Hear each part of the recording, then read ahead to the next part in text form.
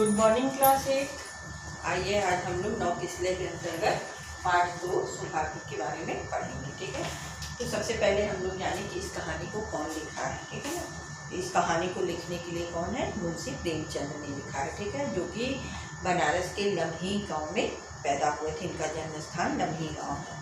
ठीक है, और इनका बचपन का नाम क्या था, धनपत राय था। ठीक है, इन्हें उर्दू में नवाब राय भी कहा जाता था। ठीक है, और ये महान उपन्यासकार और सम्राट थे, और इसके साथ साथ इन्होंने बहुत सारी रचनाएं की, और इनको जो है एक विशेष सम्मान का दर्जा मिला हुआ है, विख्यात है इस साहित्य के क्षेत्र में सम्राट के रूप में। ठीक है, उपन्यास के इसके साथ ही साथ इन्होंने जो समाज में जो कुरीतियाँ थी, जो बुराइयाँ थीं, इसका इन्होंने बहुत सुंदर वर्णन किया है। तो सुहागी भी एक लड़की की कहानी है, जो हमारे समाज में लड़कियों में जो भेद किया जाता है उसी पे आधारित है कि लड़की के होने पे आदमी उत्सव नहीं मनाता है, लड़के के होने पे उत्सव मनाता है, पैसा दे के मनाया जाए जैसे भी। और लड़कियाँ माँ बाप के प्रति लड़की का क्या सोच होती है और लड़के का क्या सोच होता है, इसको भी बाकायदे अच्छे से दिखाया गया कि एक लड़के अपने माँ बाप के प्रति बहुत स्नेह होती है, जबकि लड़का उतना स्नेह नहीं है, लेकिन फिर भी लोग लड़के के पीछे ही लगे रहते हैं। ठीक है, तो आइए हम लोग इस कहानी को विस्तृत रूप से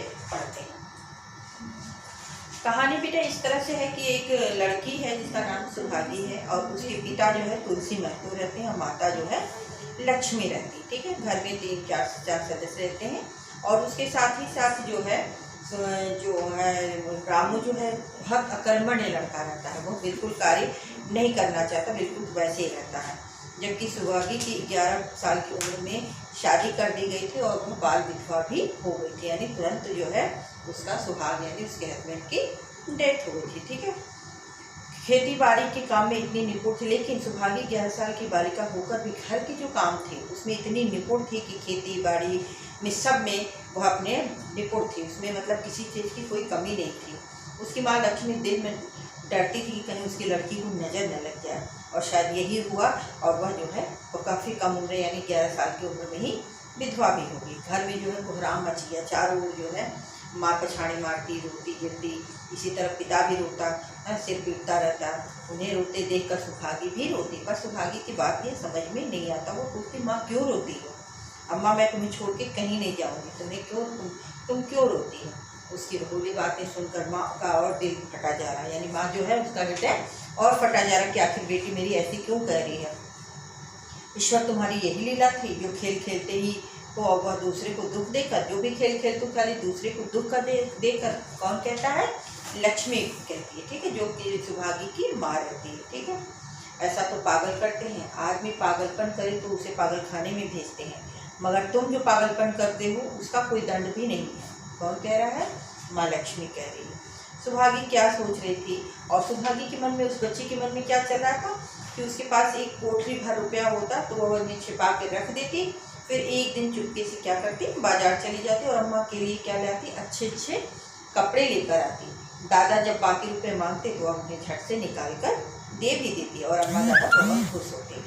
जब सुहागी जवान हुई तो तुलसी महतो पर दबाव पड़ने लगा, लोग लड़की का घर को वहीं बसा देना चाहिए, और लोग यही कहने लगे गाँव वाले कि अब लड़की का घर दोबारा बसा देना चाहिए। जवान लड़की का यूँ फिरना ठीक नहीं, और जवान लड़की का इस तरह से घूमना ठीक नहीं, जब हमारी बिरादरी में इसकी निंदा नहीं होती है। ठीक है, वैसे बहुत से कास्टों में बेटा शादी विवाह दोबारा करने पर कोई निंदा नहीं होती है। वैसे अब हर जगह हर धर्म में हर लोग इसको मान्यता को फॉलो कर रहे हैं, और लोग सभी के समाज में अब ये हो गया कि रीमैरिज की जाती है। तो क्या सोच विचार करते हो, ये गाँव के लोग पूछ रहे हैं। तुलसी ने कहा, भाई मैं तो तैयार हूँ, लेकिन सुहागी माने तब ना, वह किसी तरह राजी नहीं होती है। हरिहर ने सुहागी को समझा कर कहा, बेटी हम तेरे भले के लिए कह रहे हैं, माँ बाप अब बूढ़े हो चुके हैं, उनका क्या भरोसा, तुम इस तरह से कब तक बैठी रहोगी। सुहागी ने सिर झुकाकर कहा, चाचा मैं तुम्हारी बात समझ रही हूँ, लेकिन मेरा मन घर बसाने को नहीं करता, मुझे आराम की चिंता नहीं है, मैं सब कुछ झेलने को तैयार हूँ, सब कुछ करने के लिए मैं तैयार हूँ, पर मैं ये काम नहीं कर सकती। जब मेरा चाल कुचाल देखना तो कहीं पर भी मुझे मेरा सिर काट देना। कौन बोल रहा है, सुहागी बोली, किससे, हरिहर चाचा से बोल रही हूँ। अगर मैं सच्चे बाप की बेटी हूँ तो रहूँगी, तो इस बात की मैं पक्की भी हूँ, फिर लज्जा रखने वाले तो भगवान है, मेरी क्या हस्ती है। और अभी कुछ कहूँ, रामू बोला, तुम अगर यह सोचती कि भैया तुम्हें खिलाएंगे कमाएंगे तो यह तुम भूल जाओ, बैठी मौज करोगी इस भरोसे मत। तब तक भाई कौन है, रामू जो है, ये बोलता कि तुम अगर मेरे भरोसे बैठी हो तो यह भूल जाना कि हम तुम्हारी परवरिश करेंगे या हम तुम्हें घर में रखेंगे या खिलाएंगे, मैं तुम्हारा जन्म भर का ठेका नहीं लगते। तब तक उसी रामू की पत्नी भी बाहर निकल के आ जाती और वह भी जो है मटक कर यही बात कहने लगती है, हमने किसी का कर्ज थोड़े ना खाया है कि जन्म भर उसे बैठा कर खिलाएंगे, यहाँ तो खाने को महीन चाहिए, पहनने को भी महीन चाहिए, और यह सब हमारे बस की बात नहीं है। कौन कह रहा है, रामू की पत्नी कह रही है। सुभागी ने बड़े गर्व से बोला, भाभी मैंने तुम्हारा आश्रय कभी नहीं किया है और भगवान ने चाहा तो कभी करूँगी भी नहीं, तुम अपनी देखो, मेरी चिंता मत करो। सुभागी अंतिम पहर रात में उठकर कूटने पीसने लगती थी, चौका बर्तन करने लगती थी, ठीक है, खेत में काम करने चली जाती, दोपहर को आकर जल्दी जल्दी खाना बना के अपने पिता को अपनी माँ को खिला भी देती थी और उनकी सेवा भी करती थी। माँ बाप की कोई काम में वह कसर नहीं छोड़ती थी। रामू को यह बुरा लगता था, अम्मा और दादा को तिनका तक नहीं उठाने देती और मुझे जो है पीसना चाहते, और उसे ये लगता था कि अम्मा दादा से तो कोई काम नहीं कराती पर हमें चाहती कि मैं काम करूं। एक दिन वह आपे से बाहर हो गया, सुभागी से बोला, अगर उन लोगों का बड़ा मुंह है तो क्यों नहीं अलग हो जाती हो, और उसने एक दिन कह दिया कि तुम क्यों माँ बाप को लेके अलग हो जा रही हो, सेवा करो तो मालूम होगा, अकेले में सेवा करोगी तब तुम्हें पता चलेगा, दूसरों के बल पर वाहवाही लेना चाहती हो, बहादुर हो तो अपने बल पर काम करो। यह बात रामू जो किससे कहता है, सुभागी से कहता है। सुभागी ने कुछ जवाब नहीं दिया, बात बढ़ जाने का भय था, मगर तुलसी महतो से न रह गया, तमतमाते हुए, और तब तक पिता यह बात सुन लिया और उनको जो है क्रोध आने लगा और वे कहा, जब तक मैं जीता हूँ तुम मुझे कुछ भी नहीं, जब तक मैं जिंदा हूँ तुम जो है किसको, सुभागी को कुछ भी नहीं कहोगे, मेरे पीछे जो चाहे वो करना, बेचारी का घर में रहना मुश्किल कर दिया है। रामू बोल पड़ा, आपको बेटी बहुत प्यारी है ना, तो उसे गले बांध कर रखिए, मुझसे तो नहीं सहा जाता। तुलसी ने भी पलट कर कहा, अच्छी बात है, अगर तुम्हें यही मर्जी है तो यही होगा, मैं कल गांव के आदमियों को बुलाकर बंटवारा कर देता हूँ, तुम चाहे छूट जाओ, सुभागी कभी नहीं छूटेगी। और जो है तुलसी महतो ने यह बात अपने बेटे से कह दी कि तुम छूट जाओ, लेकिन बेटी हमारी महतो जो है नहीं, सुभागी नहीं छूट सकती। और सुभागी पैदा हुई तो घर में रुपए रहते हुए भी उन्होंने 1 रुपये खर्च नहीं किए, और पुत्र को रत्न समझाता था, पुत्री को जन्म के पाप का दंड समझता है समाज, पर वह रत्न कितना कठोर निकला, जिसे लोग सोचते हैं कि यह रत्न है, यह कुलदीपक है, वह जो है बिल्कुल कठोर होते हैं, उनके अंदर वह मोह ममता नहीं होती, जबकि लड़कियों के प्रति यह भाव नहीं होता, उन्हें अपने माँ बाप से लगाव रहता है। दूसरे दिन महतो ने गांव वाले आदमियों को जमा करके, पंचों, अब रामू का और मेरा एक में निर्वाह नहीं होता है, मैं चाहता हूँ कि तुम लोग इंसाफ करो और मुझे दे दो, वह लेकर मैं अलग हो जाऊँ, रात दिन की किचकिच मुझे अच्छी नहीं लगती। कौन कहा, तुलसी महतो ने। गांव के मुख्तार बाबू सज्जन सिंह बड़े ही सज्जन भी थे, उन्हें रामू को बुलाकर पूछा, क्यों जी, तुम्हें अपने माँ बाप से अलग रहना चाहते हो, तुम्हें शर्म नहीं आती कि औरत के कहने से माँ बाप को अलग किए देते हैं। और रामू ने ठिठाई के साथ बोला, अब एक में गुजर नहीं होता, अलग हो जाना ही अच्छा है। सहसा सुभागी आकर बोली, दादा यह सब बांट बखेरा मेरे ही कारण हो रहा है, मुझे क्यों नहीं अलग कर देते, मैं मेहनत मजदूरी करके अपना पेट भर लूँगी। तब तक जो है सुभागी आती, बोलती ये सब मेरे ही कारण होता है, इसलिए मुझे ही अलग कर दीजिए, आपने जो कुछ फंड पड़ेगा तुम्हारी सेवा में करती रहूँगी। तुलसी ने कहा, बेटी हम तुझे नहीं छोड़ेंगे, चाहे संसार छूट जाए, रामू का तो मुँह नहीं देखना चाहता, उसके साथ रहना तो दूर है। बंटवारा होते ही महतो और लक्ष्मी कुमारों पेंशन मिल गई। पहले तो दोनों सारे दिन सुभागी के मना करने पर भी कुछ न कुछ करते ही रहते थे, पर अब उन्हें पूरा विश्वास था, विश्राम था और विश्वास था। पहले दोनों दूध भी घी को तरसते थे, लेकिन सुभागी ने कुछ रुपये बचा कर एक भैंस भी खरीद।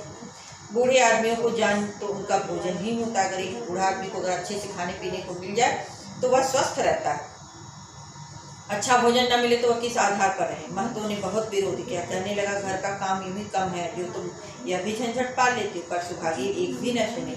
दादा दूध पीने से मुझे खाना अच्छा नहीं लगता है। लक्ष्मी ने हंसकर कहा, बेटी तू झूठ कब तक से बोलने लगी है, तू तो दूध छूती भी नहीं है, खाने की कौन कहे, सारा दूध हम लोग के पेट में ठूस देती है। गाँव में जहाँ देखो सब लोग सुभागी की ही तारीफ करते थे। सज्जन सिंह तो कहते थे कि वह जन्म से ही देवी है, मगर शायद महतो को यह सुख बहुत दिन तक नहीं लिखा था। 7-8 दिन से महतो को जोर से ज्वर आ रहा था और देह पर कपड़े भी जो है तार भी नहीं रहने देते थे। लक्ष्मी पास बैठी थी, सुभागी पानी लिए खड़ी थी। अभी एक क्षण भी महतो न पानी मांगता जब तक वह पानी ला ही देती थी, लेकिन धीरे धीरे उसके हाथ पाँव ठंडे पड़ने लगे। सुभागी ने उसकी यह दशा देख के रामू के घर पर गई और बोली कि भैया चलो बाबा को देख लो। लेकिन रामू ने चारपाई पर लेटे लेटे एक भी बात नहीं सुनी। बोला मैं हकीम हूँ क्या जो मैं उन्हें देखने जाऊँ। उसी वक्त रामू की दुल्हन अंदर से निकल आई और सुभागी से पूछा, दादा वो क्या हुआ दीदी। सुभागी ने फिर से उससे कुछ न कहा, सीधे सज्जन सिंह के पास चली आई।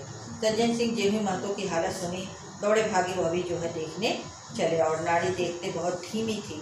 समझ गए कि जिंदगी के दिन पूरे हो चुके और सज्जन सिंह जैसे ही जो है तुलसी का हाथ पकड़े, उन्हें नाड़ी देखा और समझ गए कि अब जो है तुलसी जो है अब नहीं बचेगी। महतो जैसे नींद से जाग कर बोले, बहुत अच्छा भैया, अब तो चलने की वेला आ गई। सुभागी के पिता अब तुम ही हो, उसे अब तुम्हें ही मैं सौंप रहा हूँ।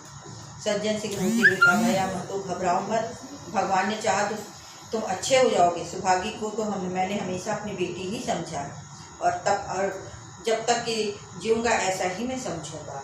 लक्ष्मी की कोई तिरछी आंखें से न देख सके और कुछ इच्छा हो तो वह भी करो, और न लक्ष्मी को कोई देखेगा और न ही कोई सुभागी को देखा। महतो ने विनीत नेत्रों से कहा, और कुछ नहीं कहूँगा भैया, भगवान तुम्हें सदा सुखी रखे। सज्जन सिंह बोले, रामू को बुलाकर लाता हूँ, उसकी जो भूल से माफ कर दो। महतो ने बोला, नहीं भैया, उस पापी का मैं मुँह भी देखना नहीं चाहती। इसके बाद गोदान की तैयारी होने लगी। रामू के गाँव भर ने समझाया पर वह अंत्येष्टि भी नहीं किया और जिस पिता के मरते समय मेरा मुंह देखना स्वीकार नहीं किया, उस पिता का मैं क्या अंत्येष्टि करूँ, न मैं उसका पुत्र हूँ। लक्ष्मी ने ही दाह संस्कार किया अपने पति का और माँ बेटी फिर साथ में रहने लगी और गांव में उसने जो है 13वीं का जो सामान था और जो 13वीं का जो वो था कार्यक्रम, वह बड़ी धूमधाम से उसने किया था। किसी को कोई चीज़ की कमी ना आने दी। बेटी घर देख कर ही खर्च करो, लक्ष्मी ने बोला। लेकिन बोली, माँ ऐसा कुछ भी कमी नहीं है कि हम अपने बाप की 13वीं भी अच्छे से न कर सकें। लक्ष्मी चुप रही। 13वीं के दिन 8 गांव के ब्राह्मणों ने भोजन किया। चारों तरफ वाहवाही मच गई। पिछले पहर का समय था, लोग भोजन करके चले गए। बाबू सज्जन सिंह ने सुभागी के पास आकर कहा, अब तुम भी आराम कर लो। सुभागी ने कहा, अभी थकी कहाँ हूँ दादा, आपने जोड़ लिया, कुल कितने पैसे हुए। वह पूछकर क्या करोगे बेटा, उन्होंने सज्जन सिंह ने पूछा, क्योंकि उसने जो है सज्जन सिंह से पैसे लिए थे। कुछ नहीं, बस ऐसे ही पूछ रही थी, कोई 300 रुपये उठे होंगे। सुभागी ने सच पूछाते हुए कहा, मैं इन रुपयों की देनदार हूँ, तुमसे मैं मांग तो नहीं रहा। महतो मेरे मित्र हैं और मेरे भाई थे, उनके साथ कुछ मेरा भी धर्म है। आपकी यही दया कम है क्या कि मेरे ऊपर इतना विश्वास करके मुझे 300 रुपये आपने दिया। तुलसी महतो के जाने के बाद लक्ष्मी का दाना पानी भी उसी दिन से छूट गया और सुभागी के आग्रह पर भी चौकी में जाती कौर भर कंठ डाल से नहीं उतरता था। 50 वर्ष हुए, एक दिन भी ऐसा नहीं हुआ कि पति के बिना वह खाना खाई हो। अब उस नियम को कैसे तोड़े, आखिर दुर्बलता ने जल्दी हाथ खाट पर डाल दिया। सुभागी अब क्या करे। सज्जन सिंह के रुपये चुकाने के लिए दिलोजान से वह काम करने लगी। अम्मा बीमार पड़ गई, अगर बाहर जाए तो अम्मा अकेली हो जाती थी, उनके पास बैठे तो वह काम कौन करे।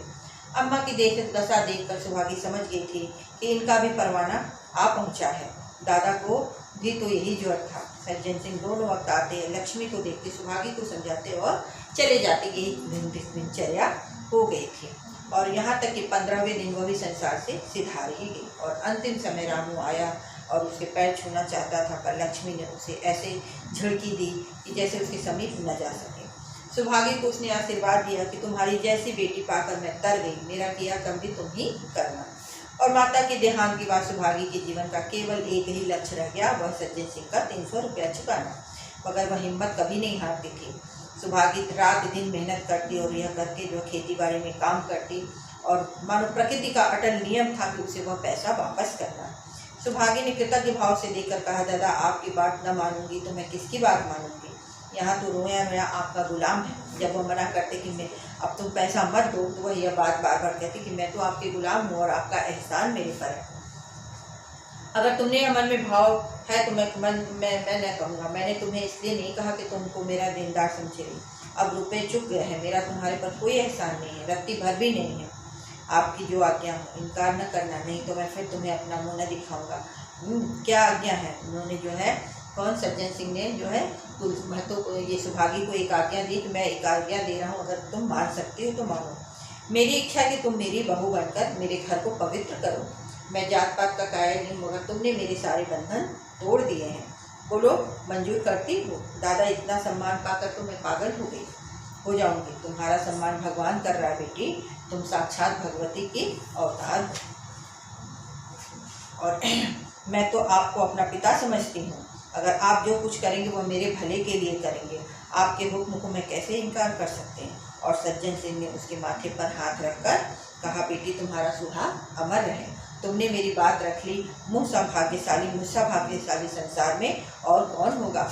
जहाँ तुम इतनी मेहनती हो, इतनी अच्छी लड़की हो, वहाँ उसे तुम्हें बहू बनाने में मुझे बिल्कुल भी दिक्कत नहीं है। मुझे बिल्कुल भी खराब नहीं लगेगा। तुम न कोई समझात है न कोई बात है, तुम मेरी बहू बनो। ऐसा करके सज्जन सिंह जो है उसके माथे पर हाथ लगाते हैं और वो सुहाग में अमर रहे का आशीर्वाद देते हैं। तो आप लोग को कहानी अच्छी लगी होगी। Thank you.